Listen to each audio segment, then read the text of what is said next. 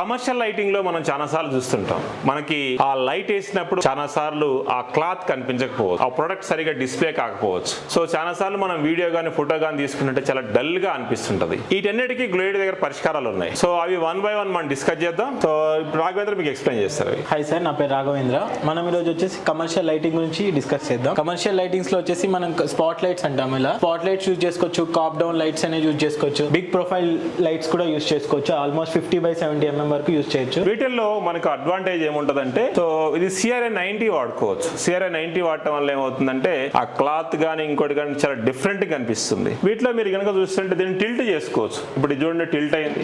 So tilt చేసుకోవచ్చు. వీటిలో మనకి జూమ్ లైట్స్ కూడా వస్తాయి. దీన్ని టిల్ట్ చేసుకోవచ్చు, దీంట్లో జూమ్ లైట్ వస్తుంది. అదేవిధంగా లేజర్ బ్లేడ్ లైట్స్ ఉంటాయి. ఈ లేజర్ బ్లేడ్ లైట్ వల్ల ఉపయోగం ఏంటంటే మనకి పెట్టినట్టు కూడా తెలియదు. ఇప్పుడు ఇది చూడండి ఇక్కడ.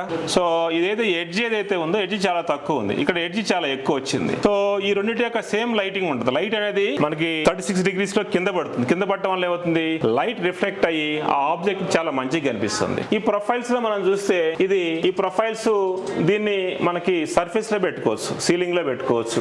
దీన్ని కూడా సేమ్ మన సర్ఫేస్ లో పెట్టుకోవచ్చు, సీలింగ్ లో పెట్టుకోవచ్చు. ఇవన్నీ సర్ఫేస్ లో పెడతాం, ఇవన్నీ సీలింగ్ లో పెడతాం. వీటిలో బ్యాకప్ కూడా వస్తుంది. వీటిలో బ్యాకప్ వస్తుంది. కొంతమంది ఎలక్ట్రీషియన్స్ కనుక మనకు గనక ఉంటే ఆ ఎలక్ట్రీషియన్ సీలింగ్ లో ఆయనకి ప్రొఫైల్ చేయడం రాదనుకోండి, ఇట్లా మనం పోర్టబుల్ ప్రొఫైల్ ఇస్తాం. ఈ పోర్టబుల్ ప్రొఫైల్ డైరెక్ట్ పెట్టేసుకొని వర్క్ చేసుకోవచ్చు. దీంట్లో బ్యాకప్ కూడా వస్తుంది ప్రొఫైల్ లో. ఇదే కాకుండా మన దగ్గర ఆ విధంగా చూడండి, అవి ప్రొఫైల్లో డిఫరెంట్ రకాలు. ఇటువంటి చాలా మోడల్స్ ఉన్నాయి, మీకు బయట కూడా చూపిస్తాడు.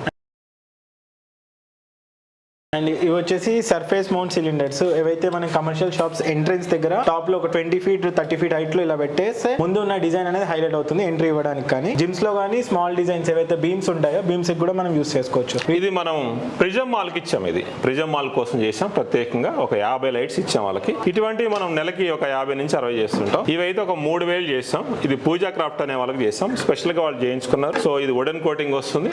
కాకపోతే రెగ్యులర్ ప్రొడక్షన్ లో ఇది కొంచెం టైం ఎక్కువ పడుతుంది. చాలా సార్లు మనం లిఫ్ట్స్ దగ్గర చూస్తుంటాం కమర్షియల్ స్పేస్ లో. సో ఓల్డ్ గ్లాస్ లైట్స్ ఉంటాయి, పలిగిపోతుంటాయి. ఇట్లా బల్క్ లైట్స్ పెడతాం. ఈ బల్క్ లైట్స్ పెట్టుకుంటే చాలా ఈజీగా ఉంటుంది.